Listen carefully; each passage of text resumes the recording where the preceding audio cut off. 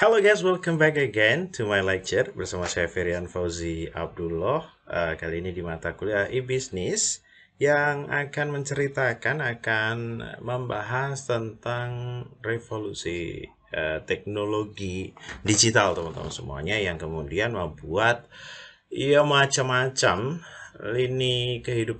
seluruh lini kehidupan kita menjadi cukup dinamis teman-teman semuanya, termasuk diantaranya adalah bisnis yang dulu bisnis ya kita sebut sebagai bisnis gitu aja ya. Tetapi sekarang ada tambahannya di depan sebagai ya bentuk adaptasi kita terhadap perkembangan teknologi digital yang luar biasa. Karena perkembangannya eksponensial seperti yang sudah diceritakan di mata kuliah pertama, di pertemuan pertama teman-teman semuanya. Nah, akan sangat menarik ketika kita itu ngobrolin tentang bisnis yang benar-benar ketika ada ini apa namanya ini badai badai teknologi digital datang itu bisnis itu benar-benar kayak banyak yang compang-camping, banyak yang akhirnya pada banting setir yang tadinya newspaper kemudian jadi apa namanya mungkin jadi perusahaan publikasi, menjadi sekolah dan lain sebagainya ada banyak banget ya.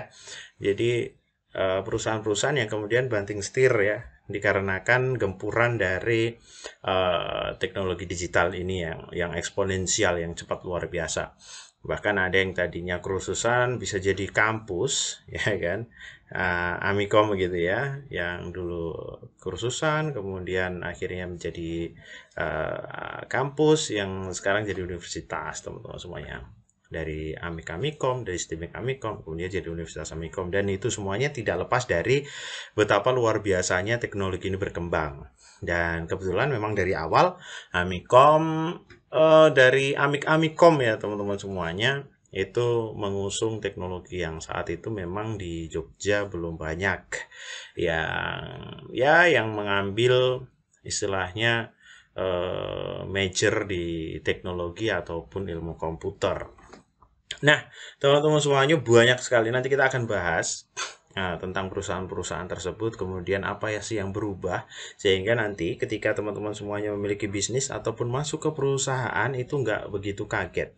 Ya, apalagi perusahaan-perusahaan yang masih sedikit konvensional, yang kemudian agak sulit bersaing dengan perusahaan-perusahaan yang sudah menerapkan e-bisnis, teman-teman semuanya. Nah, um, kita akan bahas tentang deconstruction of value chain teman-teman semuanya. Jadi apa sih sebenarnya deconstruction of value chain itu? Jadi value chain ini kan ada itu untuk mengontrol semacam kayak bisnis arsitektur gitu ya. Bisnis arsitektur yang memisahkan perusahaan satu dengan yang lain dengan semacam kayak layer gitu. Jadi ada layer paling bawah sebagai supplier, kemudian layer yang di tengah sebagai produsen, dan layer paling tinggi sebagai distributor. Yang tadi raw material kemudian dijadikan sebuah produk layak jual gitu. Menjadi produk yang matang yang akhirnya bisa dijual kepada masyarakat. Nah, jadi value chain yang konvensional seperti itu. Jadi dari supplier, kemudian supplier nanti akan berkomunikasi dengan produsennya, ya sehingga produk dari supplier ini bisa digunakan oleh masyarakat, tentunya menggunakan produk dari produsen-produsen pendukung gitu ya. Kemudian selanjutnya akan didistribusikan oleh para distributor. Nah, akhirnya sampai kepada konsumen. Dulu seperti itu. Nah, tapi sekarang berubahnya seperti apa teman-teman semuanya? Jadi emang banyak banget. Jadi perubahan yang luar biasa. Dulu kita ya namanya konvensional menjadi digital itu kan perubahannya cukup signifikan. Ya, dan kita harus adaptif memang teman-teman semuanya. Nggak bisa dong kita kuliah kemudian yang sekarang adaptasi terhadap teknologi digitalnya luar biasa menggunakan Zoom dan lain sebagainya, tapi kita nggak punya internet. Alasannya internet kita lemot, alasannya lain sebagainya. Ini bisa saja sih dipakai alasan, tapi sudah kayak kayak kayak nggak relevan alasan tersebut teman-teman semuanya, ya nggak? Jadi kayak kita itu dipaksa karena COVID ini, teman-teman semuanya, kita dipaksa jadi harus mau nggak mau menggunakan internet sebagai media perkuliahan. Tetapi kita masih bertabrakan dengan kecepatan internet yang nggak memadai, atau mungkin kita nggak punya internet, nggak punya kuota dan lain sebagainya. Nah, ini kan alasan-alasan yang akhirnya membuat kita nggak sukses nih. Nggak sukses ya kalau mahasiswa dalam dalam lingkup nggak sukses kuliahnya gitu, nggak sukses mata kuliah bisnis karena nggak punya kuota selama 1 semester contohnya. Tapi kalau di bisnis, ketika ada gelombang tsunami teknologi dan mereka nggak bisa pakai alasan itu tadi, entah alasannya apapun itu, kalau mahasiswa ya tadi itu kuotanya nggak ada lah, apalah ya kan, nggak punya laptop, nggak punya HP, nggak punya Zoom, nggak bisa bikin akun Zoom, nggak bisa pakai Google Meet dan lain sebagainya seperti itu. Akhirnya apa yang terjadi? Gagal. Nah, teman-teman semuanya, banyak sekali perusahaan yang semacam ini. Kemarin sudah kita contohkan beberapa kan, dan juga teman-teman sudah menuliskan juga beberapa perusahaan yang tadinya itu adalah lead tapi ternyata jatuhnya mereka kalah. Ya, kalah saing kemudian akhirnya menghilang, dan itu sangat cepat sekali. Tidak perlu waktu yang lama dan juga memungkinkan. But the good news is, teman-teman semuanya ketika punya startup juga memungkinkan untuk naiknya cepat. Tokopedia contohnya, kemudian ada Bukalapak. Ini kan belum lama mereka hadir ini ya. Tapi kekayaannya udah luar biasa, salah satu yang terbesar di Indonesia. Ya, kalau Jarum oke lah ya. Karena memang Jarum, Sinarmas dan sebagainya udah lama nih. Ya, tentunya, dan mereka juga pasti menerapkan ERP dan lain sebagainya ya sebagai penerapan e-bisnis di perusahaan mereka. Tetapi ya kalau Sinarmas dan lain sebagainya sudah lama ya bercokol di Indonesia. Tapi kalau kita lihat Tokopedia, Bukalapak, ya mereka masih baru. Traveloka, mereka masih baru tapi sudah memiliki brand value yang luar biasa. Bahkan salah satunya sudah jadi Dekakorn kan. Ya, ini kan luar biasa. Brand value-nya udah luar biasa ngeri. Padahal baru sebentar. Ini adalah salah satu wujud evolusi ke bisnis yang dipengaruhi oleh transformasi revolusi teknologi digital, teman-teman semuanya. Termasuk Amikom masih 20 tahunan, tetapi luar biasa perkembangannya. Dulu kecil sekali, kemudian sampai sekarang sudah sebesar ini. Itu juga tidak lepas, teman-teman semuanya. 100% tidak lepas dari perkembangan teknologi yang eksponensial. Dan kalau menilik perkembangan teknologi yang saat ini masih sangat bisa berkembang lebih luar biasa lagi, maka teman-teman semuanya, meskipun mungkin bukan orang IT ya, ada yang hukum kemarin ya, ikut kuliah, kemudian ada yang dari guru dan lain sebagainya, tapi setidaknya understand ya. Kalau hukum mungkin lebih ke cyber security, lebih ke cyber law dan lain sebagainya. Kemudian kalau guru ya paling tidak tahu tentang media-media pembelajaran menggunakan IT. Tentunya akan sangat-sangat menarik ketika teman-teman semuanya bisa berkuliah, mengajar ya, pada anak-anak SD, SMP menggunakan VR, virtual reality. Mereka pasti akan asik tuh, kan? Ya, atau menggunakan, kalau VR terlalu besar ya pakai AR, ya kan? Nah, macam-macam, pakai 3D ya, 3D printer juga bisa dipakai tuh. Nah, luar biasa. Ini adalah dinamika perkembangan teknologi yang benar-benar sudah sudah masuk ke semua lini, termasuk di bisnis. Bahkan bisnis arsitektur itu benar-benar sudah berubah, terdekonstruksi, teman-teman semuanya. Nah, dulu ya kan, dulu awalnya ya, jadi ada banyak supplier. Ya, di bawah itu ada banyak supplier yang kemudian di atasnya ada layer produsen. Jadi satu supplier A, dia akan berhubungan dengan produsen A. Gitu ya. Supplier B ya kan, ini ya.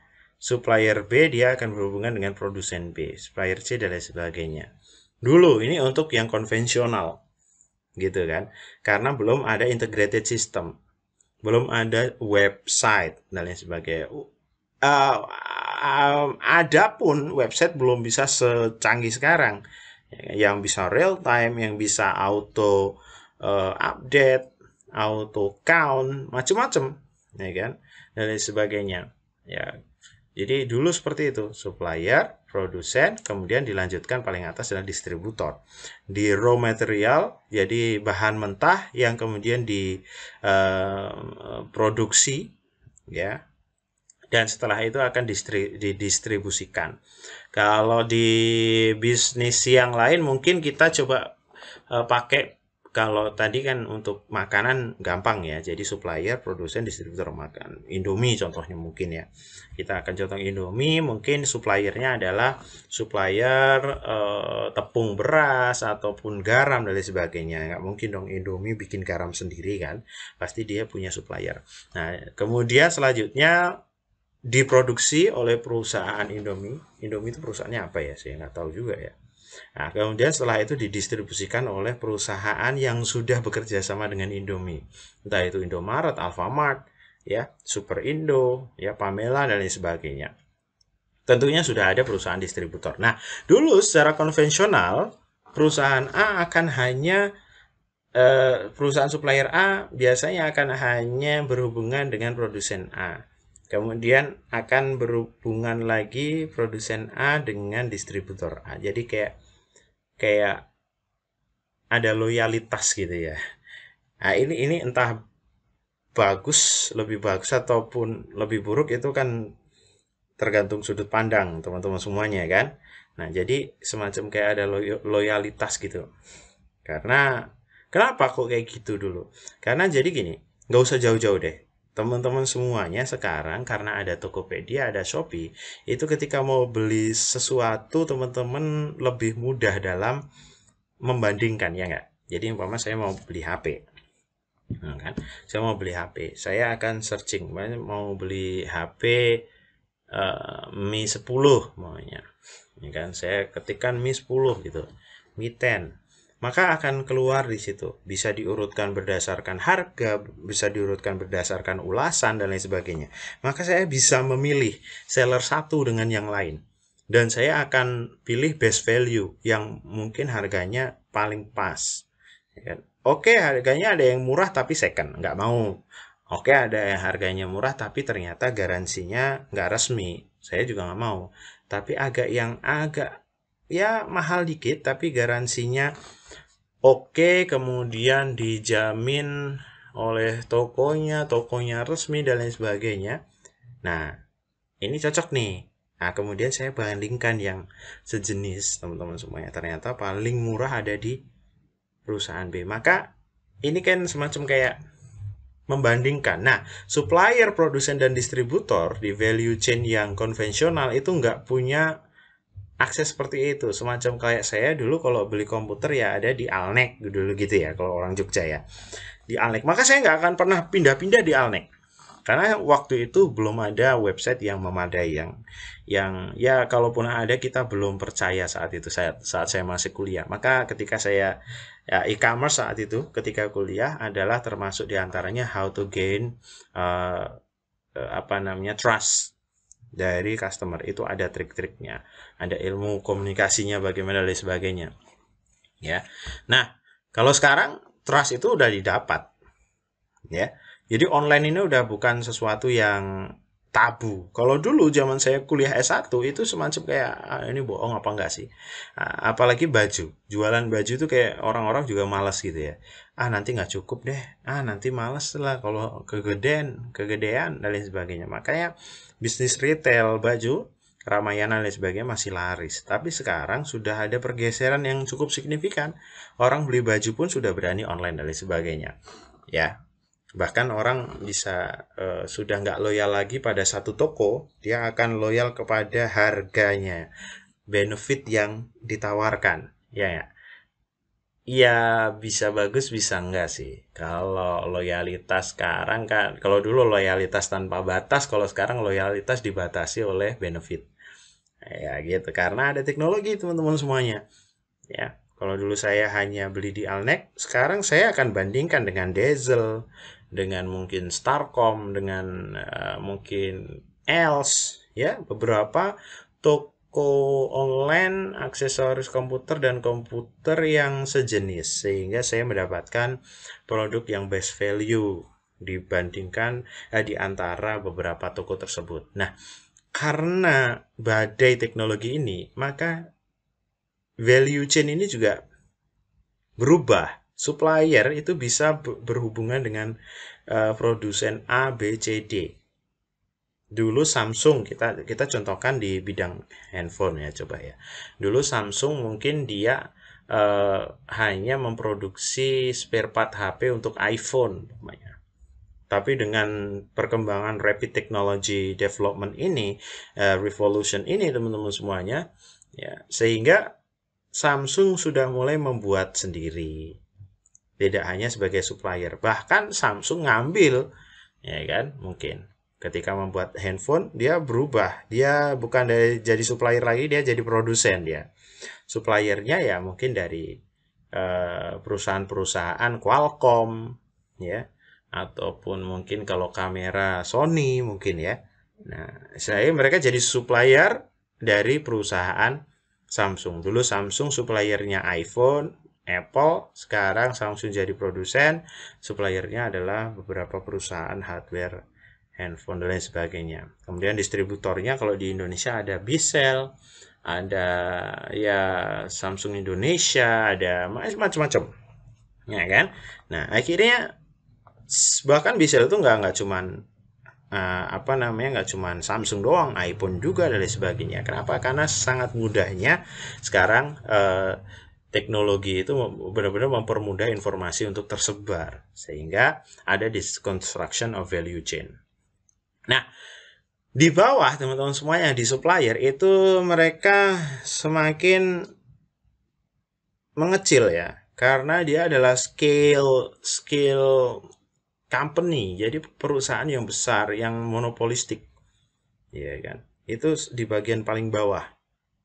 Jadi semacam kayak kalau kita contohkan tadi handphone, kita coba contohkan ISP gitu ya, Internet Service Provider. Dulu banyak sekali, ada Indosat, ada XL, ada Telkom sendiri, ada Telkomsel, ada Telkom dan lain sebagainya. Tapi semakin luar biasa perkembangan teknologi ini sampai diketemukan yang namanya fiber optik yang kecepatannya luar biasa ini. Ini kan mahalnya luar biasa. Dia harus gali dalam, dia harus tanam kabel, dia harus narik kabel yang luar biasa, ya kan? Sehingga ketika masing-masing internet service provider ini nanam kabel, semuanya tanam kabel, ini akan, istilah bahasa Jawa ini muspro, sia-sia sih. Nggak ada sih keuntungan yang bisa didapat ketika seluruh ISP itu harus tanam kabel semua. So, yang suruh tanam kabel Telkom aja. Ya, Telkom aja suruh tanam kabel karena dia BUMN, punya negara, dibantu pasti. Nah, kemudian ISP yang lain dia coba untuk sewa. Maka nanti akan ada satu perusahaan yang luar biasa besar, yang monopoli, yang kemudian bekerja sama. Sudah nggak gerutuk-gerutukan lagi, nggak berlomba-lomba untuk membuat tower, nggak berlomba-lomba untuk menanam kabel, tapi bagaimana mereka saling berkoordinasi satu sama lain sehingga menjadi sebuah scale supplier yang terintegrasi menjadi satu pergerakan bareng-bareng gitu ya. Nah, nanti pergerakannya akan seperti itu. Bahkan sekarang sudah terlihat Excel Home menggunakan kalau Excel Home mungkin coba sekalian nanti bolehlah searching apakah mereka pasang sendiri atau enggak. Saya pikir kalau pasang sendiri ya rugi ya teman-teman semuanya. Nah, maka paling oke sih menurut saya, paling mantep ya sewa gitu ya, atau nimbrung ke Telkom. Banyak kok ISP yang nimbrung ke Telkom itu ya. Ada macam-macam, saya nggak akan sebutkan. Ya, silahkan nanti ada Gig Indosat, Anda cari apakah nimbrung ataukah mereka bikin sendiri fiber optiknya. ya kan? Ada First Media, ada My Republic dan lain sebagainya. Nah, kembali. Selanjutnya teman-teman semuanya, ya kan? Yang di layer kedua sama ini produsen. Nah, kalau tadi kita ngomongin tentang ISP, maka yang kedua tentunya produsen handphone. Karena rapid teknologi, produsen menjadi banyak. Kalau dulu karena supplier A ke produsen A ke distributor A, jadi satu gini ya, satu baris gitu. Karena kalau dia harus bandingin, dia harus ke sana kemari, costnya terlalu mahal. Kita nggak ngomongin tentang perusahaan yang hanya ada dalam satu kota ya, ada beda provinsi bahkan beda negara. Ya, supplier, produsen, distributornya beda negara, kan cukup mahal kalau harus membanding-bandingkan dulu secara konvensional. Nah, kalau sekarang karena sangat mudahnya, maka banyak sekali pemain-pemain baru di produsen. Ini muncul produsen alat-alat tadi internet ya, ya HP, kemudian ada apa? Router macam-macam gitu. Yang kemudian bisa dipasang di tadi ISP itu. Ya, router dulu Cisco mungkin, sekarang udah banyak banget tuh router. Ya, HP dulu Nokia paling terkenal. Nokia, BlackBerry. Sekarang sudah banyak banget. Ada Xiaomi, Advan, apalagi Hisense, ya, Samsung, ya, Huawei yang baru rame-rame ini, ya kan. Ya, iPhone macam-macam. Banyak sekali pemain-pemain baru yang muncul. Ya, terutama dari Cina, memang luar biasa. Bahkan produksi rumahan loh mereka itu HP. Dan saya herannya, saya pernah lihat HP sebesar kecil tuh, sebesar korek api itu, ya mereknya iCherry kalau nggak salah. Itu saya tanya ke abang-abangnya itu yang jualan pulsa, bang ini berapa harganya bang? Dijawabnya 100 berapa ya? 120.000 kalau nggak salah. Hebat ya. Jadi Cina ini dia jualan produk 100 ribuan dengan teknologi, dia bisa MP4, bisa MP3, bisa telepon, bisa SMS. Tetapi udah untung plus ongkir dari Cina sampai sini. Teman-teman bisa bayangkan ketika saya kasih uang pada teman-teman 100 ribu. Coba kamu bikin HP. Boro-boro bikin HP. Bikin ininya aja deh. PCB-nya HP deh. Gambarnya dulu deh. Pusing. Gitu loh. Ini dia bisa produksi 100 ribu dengan jadi HP. Ini kan luar biasa nih. iCherry kalau salah produknya. Coba aja nanti dicari teman-teman semuanya. Nah ini kan sangar gitu ya. Ini sangar sekali. Nah selanjutnya teman-teman semuanya di yang ketiga ada distributor. Distributor ini juga menurut saya mereka banyak juga pemain baru. Tapi karena distributor itu nggak ya bisa sih monopolistik juga karena nggak perlu banyak-banyak. Jadi satu distributor ternyata bisa bekerja sama dengan banyak produsen, itu sangat memungkinkan. Jadi satu distributor bisa menjual Samsung juga bisa, Xiaomi juga bisa, iPhone juga bisa, itu juga memungkinkan sekarang karena teknologi. Nah, yang menarik teman-teman semuanya, ada satu layer baru yang keluar. Satu layer terakhir teman-teman semuanya, itu adalah startup yang muncul sekarang ini. Ya, kalau kemarin kita gambarkan dengan itu diagram, yaitu ada gap antara perkembangan bisnis konvensional dengan perkembangan teknologi digital yang eksponensial. Gap inilah yang kemudian ya memunculkan layer baru. Disinilah keluar yang namanya WhatsApp. Yang paling bawah ISP, Telkom misalnya. Yang tengah adalah produsen handphone, router dan sebagainya, ya kan. Yang atas distributornya atau bisa jadi operator, ya, semacam kayak Smartfren itu ya. Smartfren itu kan juga operator dan distributor. Telkomsel, XL juga ada bundlingnya, ya kan. Kita operator aja lah yang gampang. Kemudian di atas ini ada perusahaan-perusahaan yang memanfaatkan produk dari distributor tetapi sifatnya destruktif. Jadi mereka mengganggu produk yang sudah ada. Padahal mereka memanfaatkan produk tersebut. Jadi operator kayak semacam XL, Telkomsel dan sebagainya, memang mereka jualan paket internet, paket SMS, paket telepon, betul ya? WhatsApp itu nggak akan bisa jalan ketika nggak ada internet dari Telkomsel ataupun operator lain gitulah. Ya, ya. Tetapi WhatsApp sendiri sifatnya destruktif terhadap produknya perusahaan yang dia nempel itu. Dia mengurangi, betul-betul mengurangi keuntungan Telkomsel, Excel di bidang telepon dan juga SMS. Dulu SMS favorit banget, harganya mahal, satu kali SMS 350 itu aja ada batas karakternya. Dan itu waktu itu kita merasa itu murah banget daripada pos kan. Tapi akhirnya yang terjadi, ada WhatsApp ini, bisnis telepon, iya kayak gitu. SMS apalagi udah kayak, kalau nggak buat SMS banking ya SMS penipuan. Ya gak? Iya gitulah pokoknya, cuman SMS jarang banget lah ya, 1 tahun kali dua dua kali 3 kali kalau kita benar-benar udah nggak ada kuota.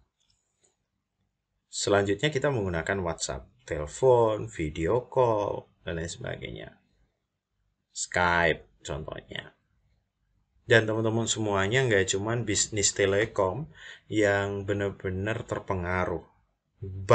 Banking itu juga banget-banget terpengaruhnya. Ya nggak? Banking itu juga benar-benar terpengaruh. Maka kita kembali lagi ya, teman-teman semuanya. Nah, ini ya tadi supplier tulisannya terakhir lagi nih ya. Nah, kita kembali lagi di slide saya yang kemarin. Yang kemudian startups versus incumbent, teman-teman semuanya. Ya, bagaimana WhatsApp kemudian mempengaruhi ya perusahaan-perusahaan yang dia sebenarnya nempel di situ, Telkomsel, XL dan sebagainya. Atau gini deh,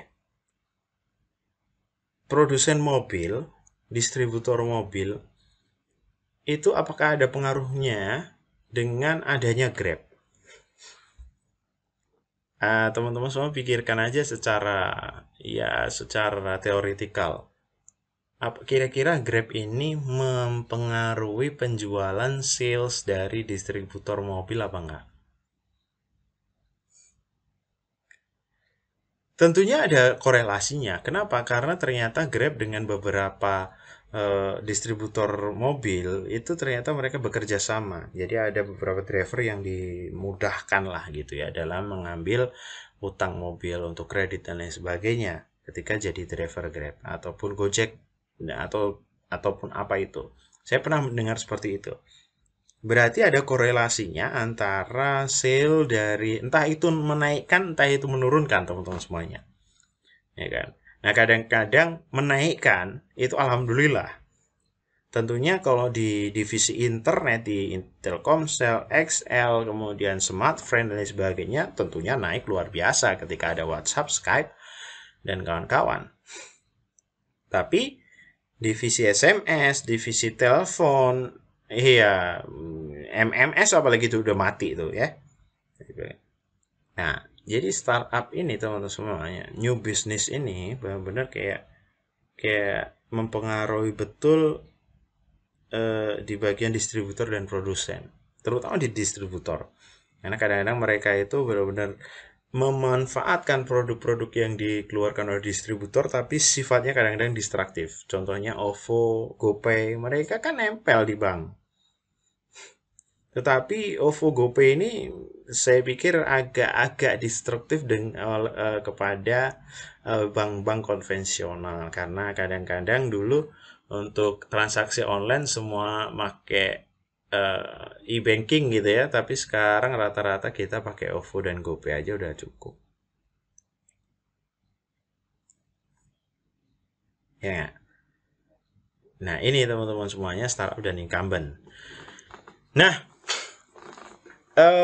panjang lebar yang saya sampaikan tadi itu apa namanya, bagaimana perusahaan, bagaimana teknologi itu benar-benar merubah culture dari perusahaan dan lain sebagainya tadi. Apakah betul-betul perusahaan itu mendapatkan apa ya, keuntungan ekonomis sih kalau menerapkan teknologi komputer? Jangan-jangan enggak. Teknologi ini cuma datang secara distraktif, mendekonstruksi segala hal, tetapi ternyata tidak mendatangkan economic value, ya kan? Tidak mendatangkan keuntungan secara ekonomis. Jangan-jangan. Nah, kata Robert Solow yang terkenal dengan Solow paradoxnya, dia bilang you can see the computer age everywhere, but in the productivity statistic. Jadi kamu bisa melihat komputer di mana-mana, ya kan? Tetapi tidak di statistik produktivitas. Loh, kok bisa? Ya. Nah, ini apa namanya? Saya berikan sedikit explanation tentang Solow paradox. Ini time frame yang kita jadikan apa ya, basic untuk data explanation-nya itu ada di 1980 sampai 2015. Ini kan evolusi teknologi digital itu paling rapid di 1980 dan 2015 sampai 2015 ya.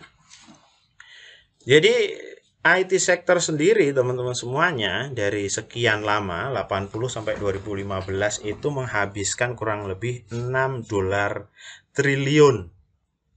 Silahkan Anda hitung sendiri, pokoknya banyak banget itu nolnya tuh kalau dirupiahin. Ya. Cukup mahal sekali, cukup luar biasa. Tetapi global GDP-nya ya. GDP itu semacam kayak nilai pasar dari produk yang dihasilkan oleh negara dalam satu satuan waktu. Ya kan? Nah, kalau yang kita bahas di situ ada 1980 sampai 2015. Gampangannya wis produktivitas ekonominya lah gitu ya. Hanya 3 kali lipat. IT sektor 6 triliun itu berapa kali lipat kira-kira? Sekian lama. Ternyata itu 20 kali lipat. Jadi IT 20 kali lipat, tapi GDP-nya cuma 3 kali lipat. Itu semacam Anda membayar 20 juta, tapi untungnya 3 juta. Anda dapatnya 3 juta. Rugi apa enggak? Rugi apa rugi banget? Ini Solow paradox. Lalu terus, apakah kemudian IT ini harus di-stop? Ini real loh, ini bener loh, terjadi loh. IT sektor 6 triliun, 20 kali lipat di antara 1980 sampai 2015, tapi GDP hanya 3 kali lipat. Jadi tidak selevel gitu loh ya. Tidak satu level. Tetapi saya pikir nggak ada CEO yang kemudian, oh udahlah kita stop IT-nya, kita kembali ke manual. Nggak mungkin saya pikir. Nah, malah yang ada adalah bagaimana mereka saling berlomba-lomba untuk menaikkan teknologi yang mereka terapkan di perusahaan mereka masing-masing, betul? Meskipun ada namanya Solow paradox. Solow ini adalah peraih Nobel Prize, kan? Di bidang ekonomi loh, nggak main-main dong.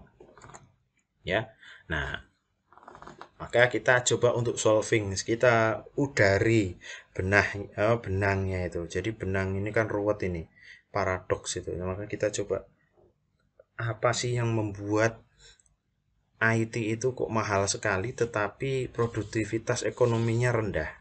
Nah, yang pertama teman-teman semuanya, sebenarnya beneficial but economic productivity. Sebenarnya yang pertama memang menguntungkan tetapi bukan di economic productivity, memang bukan di produktivitas ekonomi. Contohnya adalah zaman dahulu teman-teman semuanya, kita ketika mau ngobrol dengan teman kita yang jauh atau saudara kita jauh dari Sumatera, dari Kalimantan, kita harus berkirim-kiriman pos, kirim surat dan sebagainya.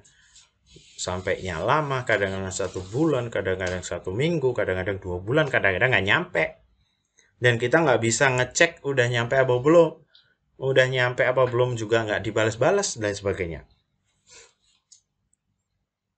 Ya nggak? Tapi murah dulu, cuman berapa ya? 1 perangko itu. Ya kan? Dan harganya murah dan mungkin menguntungkan sekali untuk pos, kita nggak tahu. ya. Tetapi dengan teknologi yang luar biasa muncullah SMS, WhatsApp dan sebagainya. Kita sejauh apapun itu, saya ada di Indonesia, teman-teman ada di Inggris sekalipun, itu akan terasa lebih dekat. Dan itulah nilai tambah yang dijanjikan oleh teknologi. Meskipun mungkin pos saat itu lebih untung dibandingkan yang sekarang. Ya. Atau beberapa perusahaan mungkin lebih untung zaman dahulu dibandingkan sekarang, kan? Tetapi di efisiensi waktu, efektivitas sumber daya yang dikeluarkan itu semuanya lebih mantap. Manajemen risknya lebih oke. Kenapa? Karena ketika kita kirim surat ataupun apapun itu sekarang juga bisa di tracking.